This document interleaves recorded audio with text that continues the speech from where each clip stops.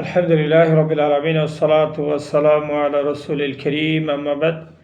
তো আলহামদুলিল্লাহ, আজকে একটু জুমার গুরুত্ব নিয়ে দু একটি কথা বলবো। যে জুমার নামাজটা, জুমার দিনটা হলো সাপ্তাহিক দিনের মধ্যে একটা গুরুত্বপূর্ণ দিন।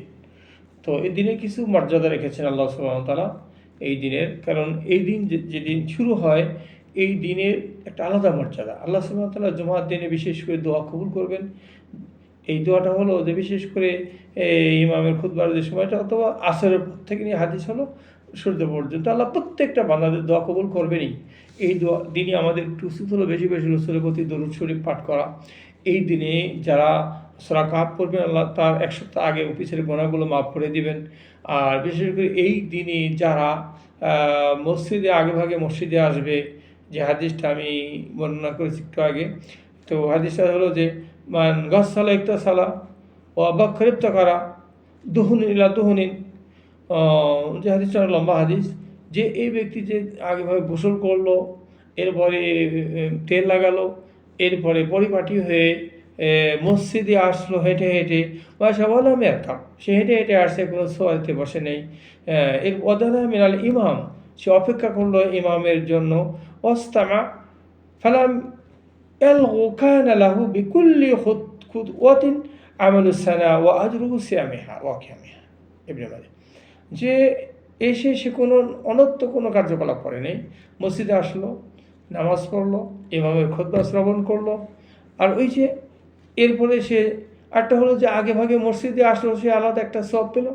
যে প্রথমে একটা সময় নির্ধারণ করা আছে, যে সময়ের মধ্যে যারা আসবে একটা উট কুরবানির সওয়াব, এরপরে সময়ের মধ্যে যারা আসবে গরু, এভাবে পর্যায়ে আলাদা একটা বোনাস পেয়ে গেল।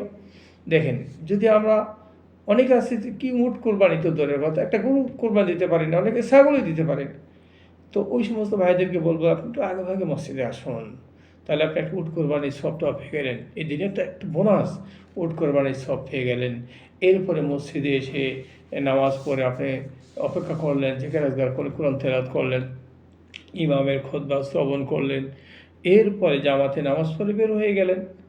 এরপরে যখন বের হয়ে যাবেন, একটা আছে এই যে সুন্নতি অনেক ইখতিলাফ না, আপনি যখন মসজিদ থেকে বের হবেন, মসজিদে যখন পড়বেন 4 রাকাত সুন্নত পড়বেন, এটি হলো জুমার সুন্নত। অথবা যখন মসজিদ বের বাড়িতে পড়বেন, বাড়ি থেকে 2 রাকাত, 4 অথবা 2, এটা জুমার সুন্নত, জুমার নামাজের পরে। এরপরে আপনি আরও পড়েন, এটা তো কোনো বাধা নিষেধ নেই, সব নামাজ যত পড়বেন। তবে জুমার সুন্নত হলো 2 অথবা 4। তো যাই হোক, এরপরে যখন আপনি জামাতের সাথে নামাজ পড়ে বের হয়ে যাবেন, হেঁটে হেঁটে এসেছেন, খেয়াল করেন যে জুমার দিনে কত একটা মর্যাদা, যে প্রত্যেক ধাপে 1 বছর নফল রোজার এবং তাহাজ্জুদ নামাজ পড়ার সওয়াব পেয়ে গেছেন। তাহলে কী পরিমাণ এই দিন আল্লাহ বোনাস রেখে দিয়েছে। এরপর একটা বোনাস হলো যে আপনার দোয়া কবুল হবেই হবে, আল্লাহ ফেরত দেবেন এই দিনে। তো বিশেষ করে এই সময়টা হলো আসরের পর থেকে মাগরিব পর্যন্ত।